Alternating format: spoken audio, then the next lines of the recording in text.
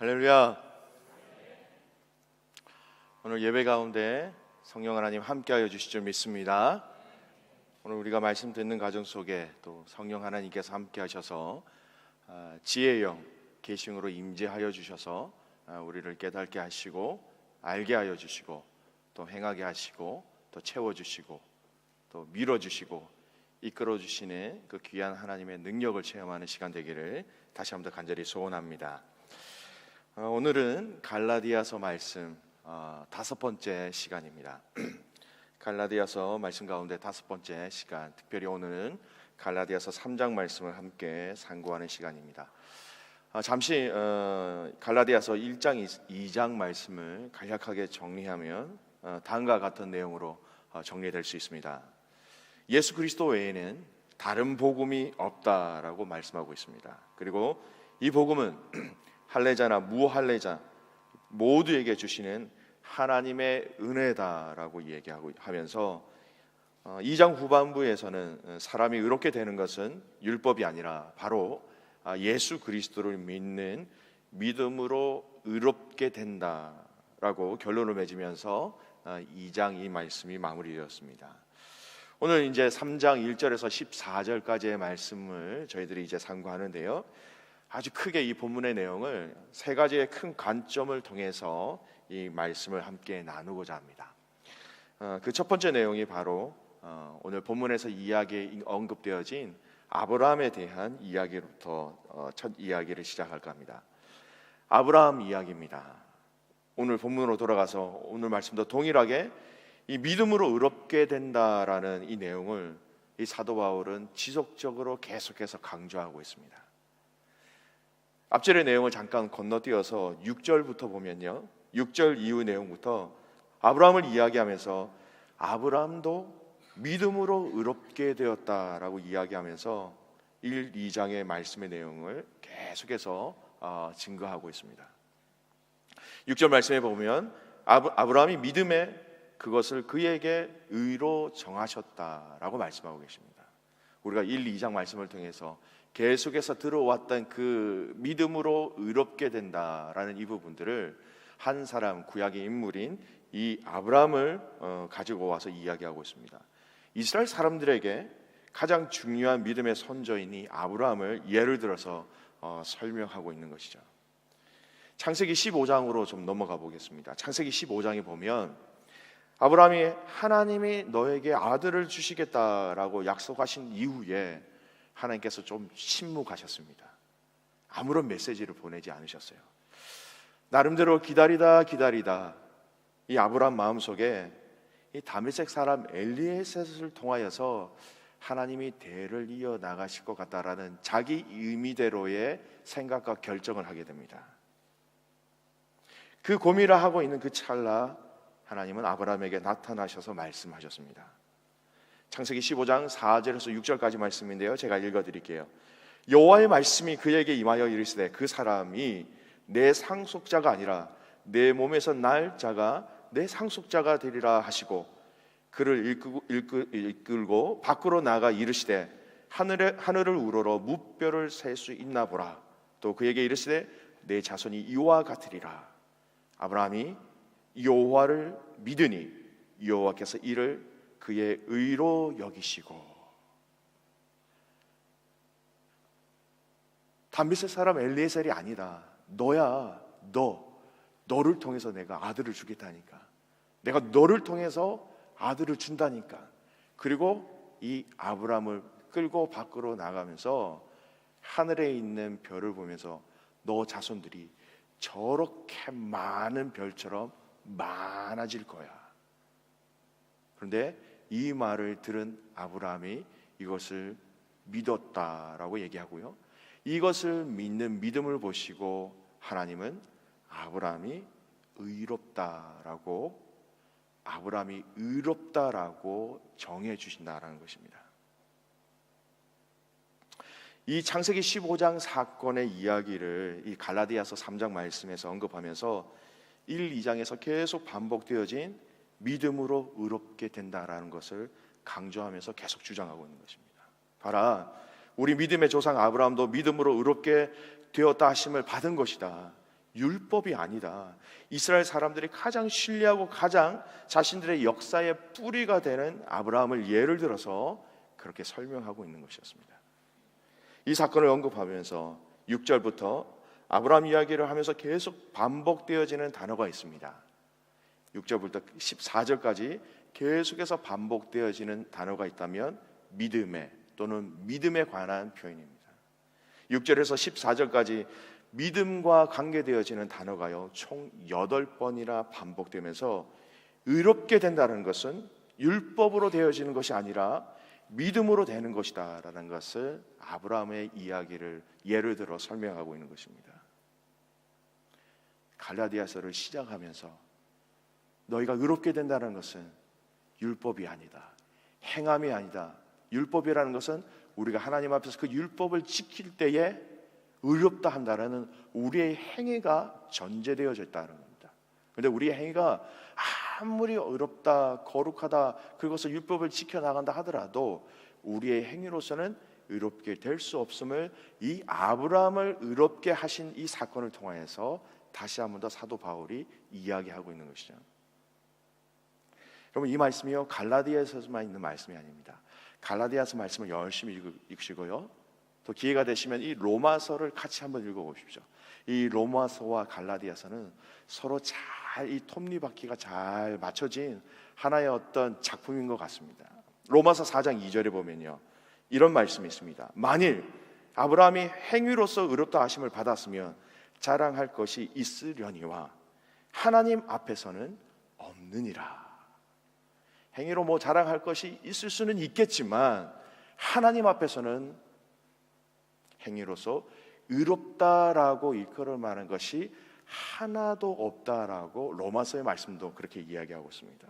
철저하게 율법이 아니라 행위가 아니라 믿음이라는 것을 강조하고 있습니다. 아브라함이 행위로 의롭다함을 받을 만한 것이 하나님 앞에서는 단 하나도 그에게 없다라고 얘기하면서 믿음을 더욱더 강조하고 있는 것이죠.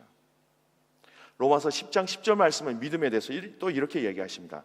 사람이 마음으로 믿어 의에 이르고. 무슨 말씀입니까? 마음으로 믿어 의에 이르고.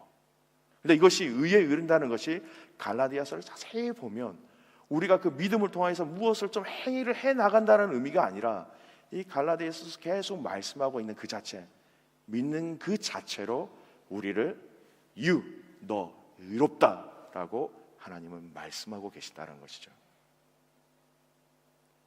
여러분, 우리가 하나님을 향한 그 믿음이 구원에 이르게 한다는 사실을 여러분 확신하시기 바랍니다. 우리의 행위로는, 우리가 가진 것으로는 그 구원에 이를 수 있는 방법이 아무것도 없다라고 성경은 그렇게 말씀하고 계십니다. 믿음으로 사람이 하나님을 믿고 찾는 것은 하나님의 기쁨이다라고 성경은 말씀하고 계십니다. 아니, 우리가요 다른 거 아닙니다. 그냥 하나님, 저희가 하나님 믿습니다. 저희가 하나님 믿습니다. 이 자체가 여러분 하나님의 기쁨이다라고 성경은 말씀하고 계십니다. 히브리서 11장 6절 말씀이 이렇게 얘기합니다. 믿음이 없이는 하나님을 기쁘시게 하지 못하나니 하나님께 나아가는 자는 반드시 그가 계신 것과 또한 그가 자기를 찾는 자들에게 상 주시는 이심을 믿어야 할지니라. 믿음이 없이는 하나님을 기쁘시게 하지 못한다라는 것입니다. 반면에 믿음이 있으면 하나님을 기쁘시게 해드릴 수 있다라는 것이죠. 믿음이 아니면 하나님을 기쁘시게 하지 못합니다. 멋진 사역을 감당하고 훌륭한 건물을 하나님께 만들어드리고 많은 봉사와 구제를 통해서 나가는 것도 여러분 틀림없이 하나님이 기뻐하시는 일인 건 맞습니다. 그러나 더 성경에 이야기하고 있는 더 근원적인 것, 우리가 뭔가 특별한 무슨 일을 해서가 아니라 하나님께 믿음으로 나가는 것, 하나님을 찾는 자들에게 상 주시는 이심을 믿는 것 그 자체가 그것이 나의 기쁨이다라고 하나님은 말씀하고 계신 것이죠. 너희가 나를 믿는 그 믿음 자체가 나에게 말할 수 없는 큰 기쁨이야. 주님의 음성 듣기를 간절히 소원합니다. 사랑하는 우리 믿음의 가족 여러분, 우리가 성경을 믿는 그 믿음 자체만으로도 하나님의 기쁨의 대상이 된다는 것을 확신하시기 바랍니다.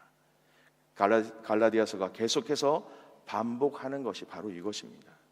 우리 안에 또 우리가 가지고 있는 것 중에 하나님을 기쁘시게 해드릴 만한 것이 하나도 없다.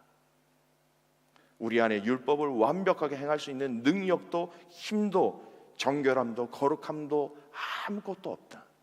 그러나 단 한 가지 우리가 잊지 말고 놓치지 말아야 될 것이 있다면 우리에게 주신 믿음을 통하여 하나님 앞에 나아가는 것, 이것이 하나님의 기쁨이고 하나님은 우리를 의롭게 여기시는 유일한 방법인 것입니다.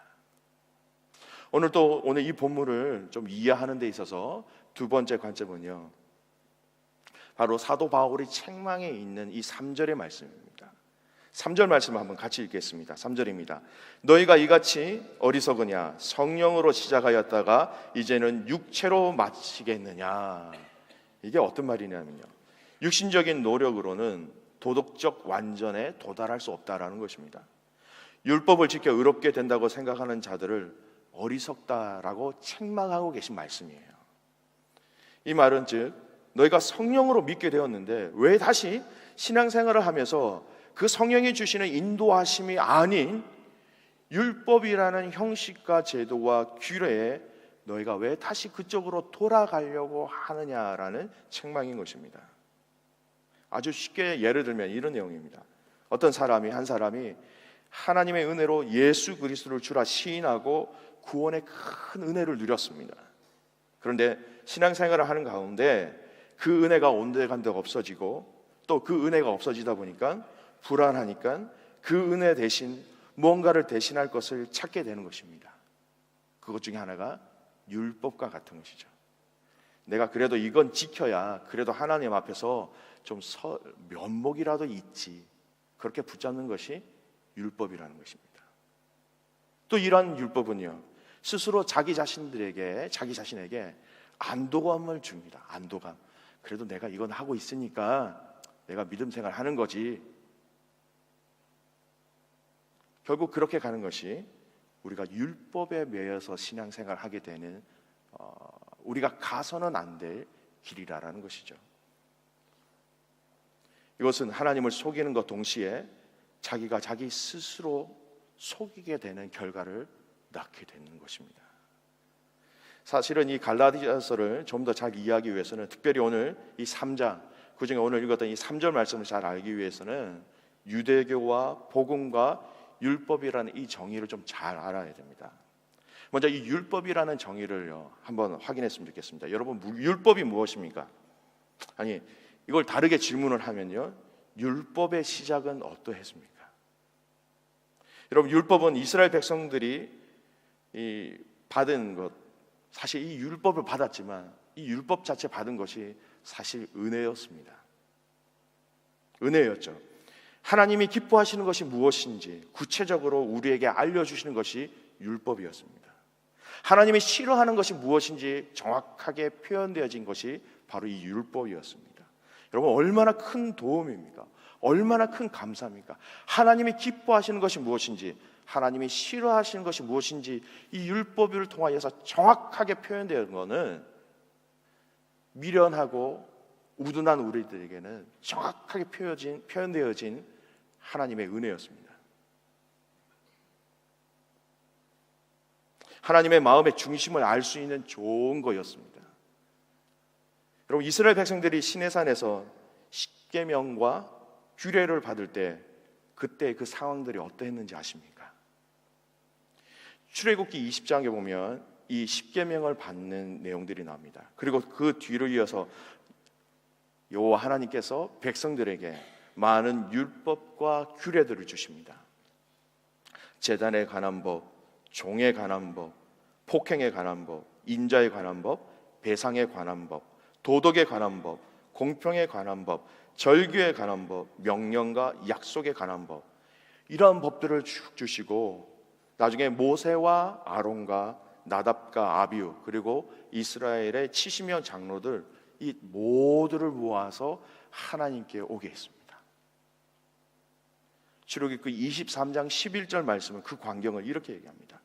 하나님이 이스라엘 자손의 존귀한 자들에게 손을 대지 아니하셨고, 올라온 그 장로들과 멤버들을 향하여서 손을 대지 아니하셨고 그들은 하나님을 뵙고 먹고 마셨더라.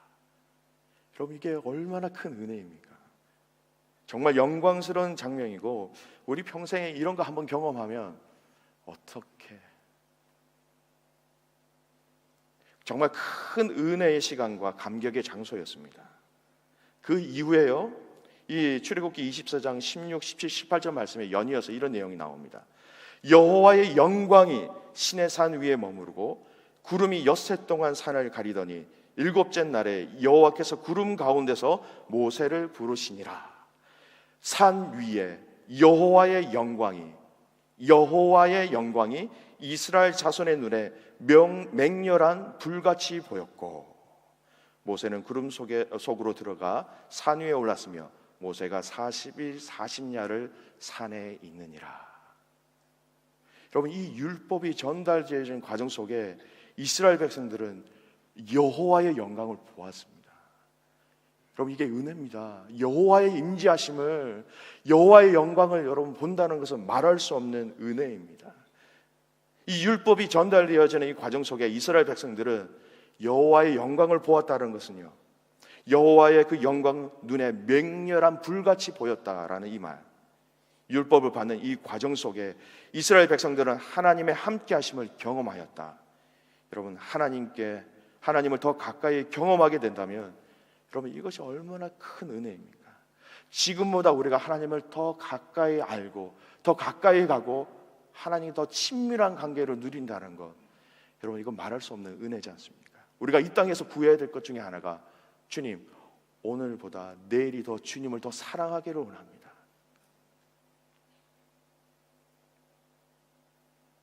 이것이 율법입니다.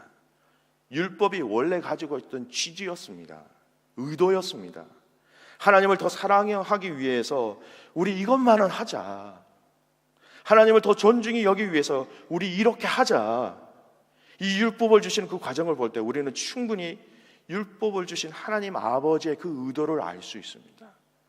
그런데 문제는 저희들에게 생겼습니다.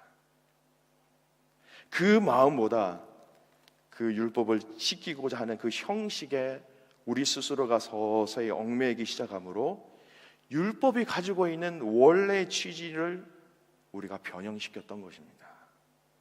여러분, 이 부분을 잘 설명해 주는 한 이야기가 있습니다. 신학교 때 한 교수님께서 특강을 좀 하신 적이 있었어요. 주기도문 특강이라는 시간을 통해서 정말 은혜의 시간이었습니다. 주기도문이 저런 깊은 의미가 있었구나, 굉장히 많은 큰 은혜를 누렸습니다. 근데 그 교수님께서 한번 이런 얘기를 하셨어요. 사람들은 주기도문을 보통 모든 모임에 마칠 때 많이 기도하고 있습니다. 그러다 보니 사람들이 주기도문을 하는데 점점 그 의미와 내용보다는 모임을 마침을 알리는 기도처럼 사용하게 되었습니다. 솔직히 고백하면요, 저도 이 교수님의 이 지적을 듣기 전까지는 주기도문 하면요, 하늘에 계신 우리 아버지여 또박또박 하는 것이 별로 안 좋아했습니다. 아시죠? 하늘에 계신 우리 아버지의 이름이 그렇게 여기면 얼른 맞춰야죠. 마치는 거니까.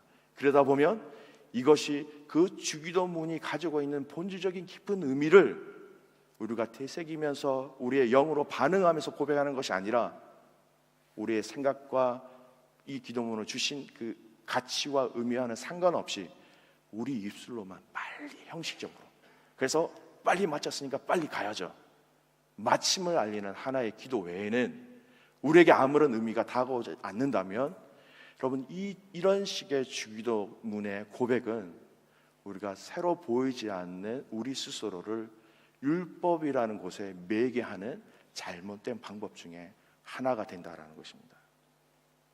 주기도문 했잖아요. 방금 했잖아요.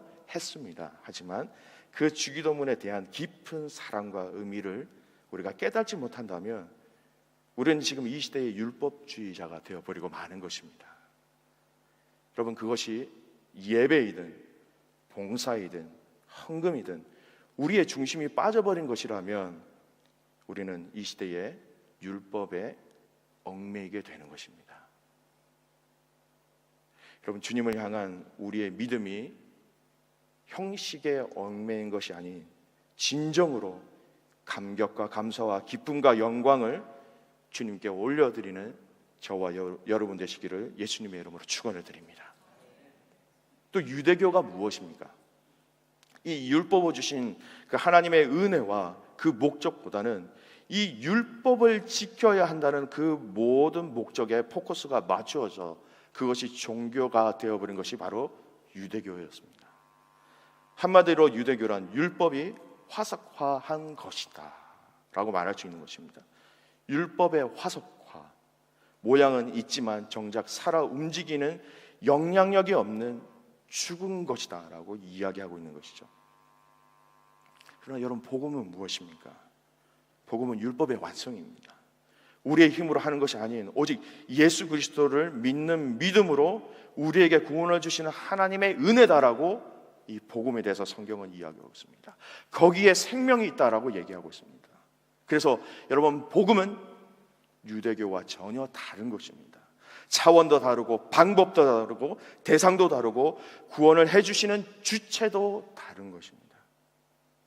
그러니까 이런 관계 속에서 이 갈라디아서의 상황을 볼 때에 유대교를 믿는 사람들이 자꾸 이 새로운 이 기독교를 믿는 사람들을 향하여서 율법을 지켜야 돼, 율법을 지켜야 돼, 율법이 아니면 안 되라고 계속해서 이야기하며 공격을 할 때에 갈라디아 사람 중에 일부 사람들이 혹해서 그러면 우리가 다시 유대교로 돌아가야 하는가 하는 이 시점에 쓰여진 말씀이 바로 이 갈라디아서 말씀이라는 것입니다.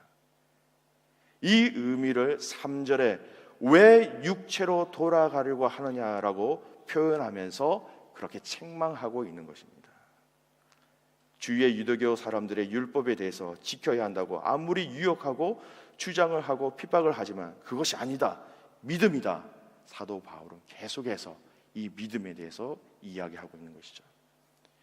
이 두 번째 포인트가 뭡니까? 여러분, 형식에 얽매여 있어서 우리가 본질로 추구해야 될 하나님을 향한 그 사랑과 뜨거움과 열정과 사랑이 빠져버린 채 우리가 하나님께로, 주님 앞으로 예배 자리로 나오고 있다면, 또 그것이 섬김의 자리에 물질을 흘러보내는데도, 여러분, 물질을 흘러보내는 그 과정 속에서도 그 가장 중요한 하나님을 향한 그 본질적인 마음이 빠져 있다면, 여러분, 그것은 우리의 스스로가 우리 자신들을 높이는 의가 되어서 우리 자신들을 망칠 수도 있는 아주 위험한 것 중에 하나라는 것입니다. 여러분, 본질을 기억하는 복된 자들 되시길 간절히 소원합니다. 하나님이라는 이 기본적인 본질. 마지막으로 이 알아야 될 이 본문을 오늘 이해하는 데 있어서 세 번째 관점 중에 하나는요, 바로 이 성령이라는 부분입니다. 오늘 본문에는 1, 2장에 거의 언급되지 않은 내용인 이 성령에 대해서 이야기하고 있습니다. 처음으로 언급되는 말씀 바로 이 성령인데요, 믿음과 성령의 깊은 밀접한 관계가 있다. 여러분, 이 말은요, 또 의롭다 하심과 성령과도 자연스럽게 연결되어져 있다는 것을 우리가 유추할 수 있습니다. 행위로 구원을 받는다고 하는 율법주의자들에 대해서 본문에서는 육체로 돌아가려고 하는 자들이다라고 의미를 하고 있습니다. 그렇게 사용되어지는 사람들과 반대대로 사용되어지는 구절이 바로 성령으로 시작하였다가 3절 초반에 나오는 말씀입니다. 행위로 구원받는다는 것이 아니라 성령으로 시작되었다가, 이것이 하나님이 기뻐하시는 방법이죠. 육체와 율법주의와 반대되는 의미로 성령을 이야기하고 있는 이 부분을 오늘 우리는 좀 눈여겨보아야 할 필요성이 있습니다. 오늘 이 성령의 오늘 읽은 본문 안에서 언급된 몇 군데의 구절이 있습니다. 2절에도 나왔고요, 3절에도 우리가 얘기했던 것처럼 성령으로 시작하였다가 5절 말씀에 보면 너희에게 성령을 주시고 너희 가운데서 능력을 행하시는 이의 일이 율법의 행위에서냐 혹은 듣고 믿음에서냐. 또 제일 마지막 14절 말씀에 보면요, 우리로 하여금 믿음으로 말미암아 성령의 약속을 받게 하려 함이라. 이 성령에게 나온 이 갈라디아서 3장 1절에서 14절까지 언급되어진 이 성령의 내용을 잘 정리를 해보면 크게 세 가지 의미를 우리에게 말씀하고 계심을 살펴볼 수 있습니다. 첫 번째가 뭐냐면 성령께서 믿음으로 인도하신다는 겁니다. 성령께서 우리가 하나님을 믿는 그 믿음을 통하여서 우리를 의롭다 하시는데, 그 믿음을 누가 인도하시느냐? 성령 하나님께서 우리를 믿을 수 있도록 그 믿음으로 인도하신다라고 말씀은 얘기하고 있습니다. 고린도전서 12장 3절에 보면요, 또 성령이 아니고는 누구든지 예수를 주라 할 수 없느니라.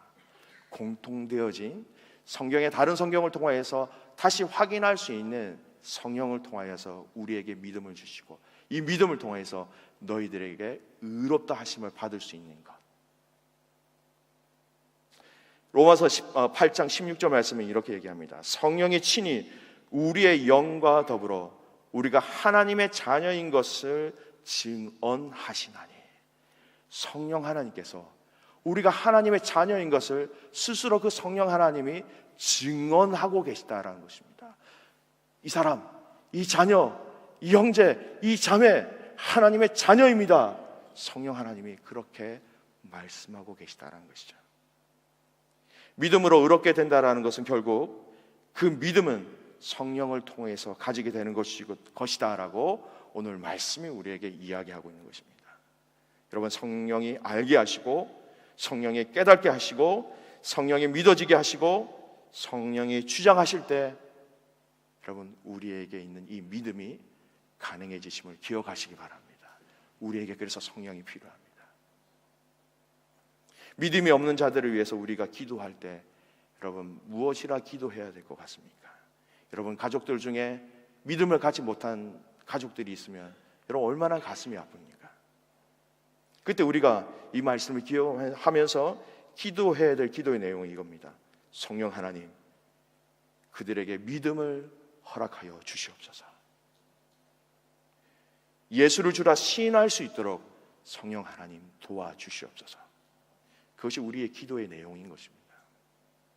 두 번째, 오늘 이 본문 말씀을 통해서 나온 그 성령에 대해서는요, 믿음을 통하여 일하시는 또 성령입니다.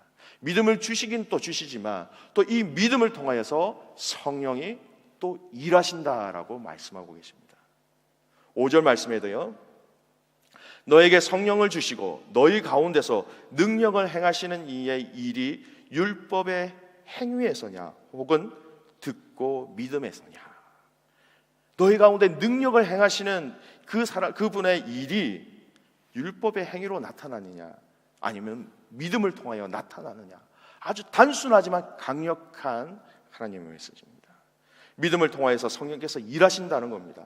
믿음을 통해서 하나님의 놀라운 능력을 체험하게 될 것이다. 하나님의 약속의 말씀입니다. 여러분, 이 원리는요, 예수님의 공생의 사역에서도 우리는 똑같이 확인할 수가 있습니다. 예수님의 공생의 가운데 많은 기적과 치유를 행하셨습니다. 고쳐주셨습니다. 기적을 보여주셨습니다. 그 과정 속에 반복적으로 예수님께서 계속해서 언급하신 내용이 있다면, 내가 믿느냐, 너에게 믿음이 있느냐, 저들의 믿음을 보시고 믿음에 대한 부분들 예수님도 많이 강조하셨습니다. 죽은 나사로를 살리시고 나신 다음에 나를 믿는 자는 영원히 죽지 않을 것이다 하시면서 내가 믿느냐라고 그들에게 믿음을 요구하셨습니다. 기적과 역사 가운데 주님은 항상 이 믿음을 요구하셨고 알게 하셨고 또 이 믿음을 알리셨습니다. 믿음을 통하여 성령을 주시고 믿음을 통하여 하나님의 능력을 가르쳐 주셨고 믿음을 통하여 하나님의 기적을 보게 하셨던 것입니다. 결코 율법으로는 도저히 볼 수도 만질 수도 경험할 수 없는 것. 그럼 이 말씀은 동일하게 지금 우리에게 유효한 말씀입니다. 여러분, 믿음이 있는 곳에 성령님께서 일하심을 믿으시기 바랍니다. 믿음이 있는 곳에 하나님의 능력이 함께함을 기억하시기 바랍니다. 여러분, 우리가 무엇을 믿는가가 중요한 것입니다. 주님을 향한 그 믿음이 결국 이 믿음을 통하여 성령께서 역사하시고 일하시고 하나님 나라가 그 믿음을 통하여 그 지역과 그 땅과 그 지체를 향하여서 하나님은 스스로 일하시게 된다는 것입니다. 저와 여러분이 오늘 말씀이 이야기하고 있는 이 순전하고 큰 믿음을 가진 복된 자가 되실 간절히 소원합니다. 마지막으로 이 본문을 이해하는 과정 속에 성령에 관한 이 세 번째 정의가 있습니다. 14절 말씀에 보면 믿음으로 말미암아 성령의 약속을 받게 하려 함이다. 마지막 말씀이죠. 여러분, 믿음으로 성령의 약속을 받게 된다라고 얘기하고 있습니다. 여러분, 성령의 약속들을 무엇이라고 생각하십니까? 성령의 약속들을 받게 될 것이다. 믿음으로 우리와 동행하십니다. 그 성령이 우리와 동행하시고 우리의 일거수일투족을 친히 인도하신다라는 것. 그리고 여러분, 성경을 통해서 약속되어진 성령의 일하심과 성령의 나타나심을 경험하게 되는 그 모든 것을 포함하는 온전한 성령의 일하심을 오늘 말씀하고 계시다라는 것입니다. 여러분, 일부분이 아닙니다. 성령의 약속, 말씀을 통하여 성령께서 이렇게 하실 것이다라고 말씀으로 약속하신 그 말씀의 모든 것들을 여러분, 우리가 믿을 때에 그것을 우리가 약속으로 받을 것이다라고 말씀하고 계신 것입니다. 요한복음 14장 말씀해 보면요, 보혜사 곧 아버지께서 내 이름으로 보내실 성령, 그가 너에게 모든 것을 가르치시고 내가 너에게 말한 모든 것을 생각나게 하시리라. 우리에게 믿음이 있으면 그 성령 하나님이 우리를 가르쳐 주시고 우리가 말할 모든 것을 생각나게 하실 것이다 라는 약속의 말씀입니다. 마땅히 할 말을 성령이 곧 그때에 너에게 가르치시리라. 누가복음 12장 12절 말씀. 우리에게 믿음이 있을 때 그 믿음을 통하여 성령께서 하시겠다고 약속하신 그 모든 각각 종류의 언약의 약속들을 친히 우리가 약속으로 받게 된다라는 것입니다. 여러분, 이 믿음을 통하여서 또 우리에게 주신 이 성령을 통하여서 이 땅에 살아가는 우리들에게 하나님이 요구하시는 것이 있다면, 아니 요구가 아니라 마땅히 누려야 할 것이 있다면 믿음을 통한 승리라는 것입니다. 요한일서 5장 4, 5절 말씀은 이렇게 얘기합니다. 무릇 하나님께로부터 난 자마다 세상을 이기느니라. 세상을 이기는 승리는 이것이니 우리의 믿음이니라. 5절 말씀 같이 하겠습니다. 예수님께서 하나님의 아들이심을 믿는 자가 아니면 세상을 이기는 자가 누구냐? 여러분, 우리가 예수 그리스도를 주님으로 믿는다는 그 자체가 여러분 이미 우리에게는 세상을 이길 수 있는 능력과 힘과 권세와 파워와 그 모든 것을 주셨다고 성경은 이야기하고 있습니다. 우리가 갖는 믿음 가운데 믿음으로 행하는 그 과정 속에 성령께서 함께 하시고 성령을 통하여서 우리에게 하시고자 하시는 그 모든 일들을 우리가 경험하게 될 것이다 라는 말씀이 바로 이 말씀입니다. 이 믿음이라는 것을 통해 의롭다 하심을 입은 자들이 결국 이 믿음으로 이 땅에서 승리하게 된다라는 것입니다. 또 이 승리는 결국 우리를 하나님 나라까지 이어가는 큰 원동력이 된다라는 것입니다. 찬송가 357장 찬송의 가사를 좀 읽어드리겠습니다. 주 믿는 사람 일어나 다 힘을 합하여 이 세상 모든 마귀를 다 쳐서 멸하세. 저 앞에 오는 적군을 다 싸워 이겨라. 주 예수 믿는 힘으로 온 세상 이기네. 믿음이 이기네. 주 예수를 믿음이 온 세상 이기네. 여러분, 세상을 이기는 것입니다. 오늘 이 말씀을 통하여서 의인은 믿음으로 살리라, 믿는 것이 의롭게 되는 것이다, 결론적으로 이 땅에서 우리가 누려야 될 것이 무엇이냐? 의롭다 하심을 입은 자들이 누려야 될 것은 결국 우리 그 의롭다 하심을 받기 위해서는 믿음이 전제되어야 한다는 것입니다. 결국 이 믿음이 있는 자들에게는 이 믿음을 통해서 세상을 이길 힘을 내가 너희에게 주겠노라는 주님의 약속이 있다는 것입니다. 그냥 형식적인 승리가 아니라는 것입니다. 깊이 있고 이 믿음을 통해서 하나님은 이 땅에서 우리가 승리하기를 원하시고 계시다는 것입니다. 세상을 이기는 것, 여러분 다른 것 아닙니다. 돈도 아닙니다. 사람도 아닙니다. 정치도 아닙니다. 권력도 아닙니다. 성경은 그렇게 말씀하고 계십니다. 믿음이 이 세상을 이길 것이다. 여러분, 믿음으로 의롭게 된 자들이 마땅히 누려야 하는 것이 바로 세상을 이기는 승리임을 기억하시기 바랍니다. 말씀의 결론을 맺습니다. 오늘 그래서 말씀을 통해서 계속해서 반복되어지는 말씀, 오직 의인은 믿음으로 말미암아 살리라. 성령을 따라 쫓아 행하는 사람, 성령의 충만함으로 승리하는 사람이다 라고 얘기하는 것이죠. 고린도전서 12장 8절에서 10절까지의 말씀은 여러 부분을 통해서 우리에게 이렇게 얘기합니다. 우리에게 주신 믿음이라는 것을 통하여서 우리를 의롭다고 말씀하신 것뿐만 아니라 이 믿음을 통하여서 성령께서 우리에게 필요한 것들, 지혜의 말씀, 지식의 말씀, 믿음, 병 고치는 은사, 능력 행함, 예언, 영분별, 각종 방언, 통역 등 가장 필요한 것으로 채워주신다라고 말씀하고 계십니다. 믿음을 통하여 이것을 채워주신다라고 얘기하고 있습니다. 결국 오늘 이 말씀은요, 의인은 믿음으로 말미암아 살리라는 이 말씀으로 끝나는 것이 아니라 이 말씀이 지금 이 땅에 살아가고 있는 우리들에게 제대로 적용되고 있고 우리가 제대로 참된 믿음을 가지고 있으면 여러분, 세상이 우리를 두려워하고 있어야 한다는 것입니다.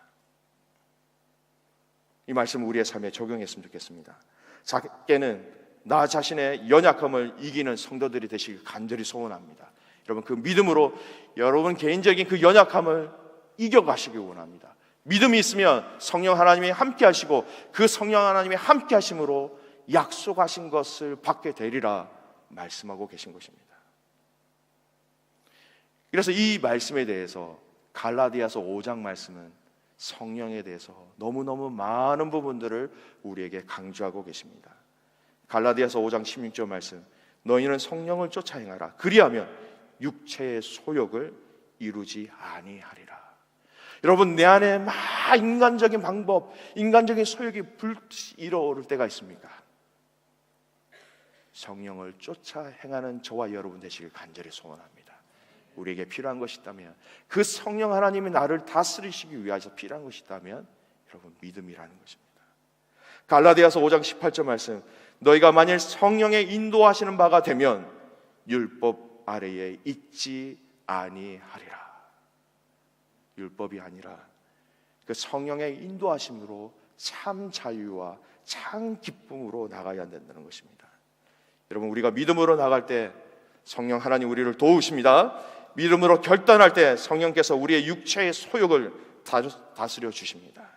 율법이라는 인간적인 방법이 아닌 성령의 방법으로 우리 각 개개인의 삶이 승리할 것입니다. 이 믿음을 통하여서 우리 자신들을 돌볼 뿐만 아니라 성령의 충만함을 간구하는 귀한 믿음의 가족들, 그래서 이 믿음을 통하여 나와 우리의 가족들과 우리의 셀과 우리 전도회와 우리 공동체 가운데 선한 하나님의 영향력을 흘려보내는 믿음의 가족들 되시기를 주님의 이름으로 축원해 드립니다. 오늘 이 말씀을 기억하시면서요, 우리 찬송가 357장입니다. 여러분, 정말 우리가 이 찬양할 때에 하나님 오늘 우리에게 주신 이 믿음으로 승리하는 저희들 되게 하여 주십시오. 하나님, 이 믿음을 통하여서 성령 하나님께서 함께 하심으로 마음껏 일하게 하심으로 이 땅에서 승리하는, 세상을 이기는 저희들이 되게 하여 주시옵소서. 기도하는 마음으로 우리 찬송가 357장 우리 함께 찬양하시겠습니다.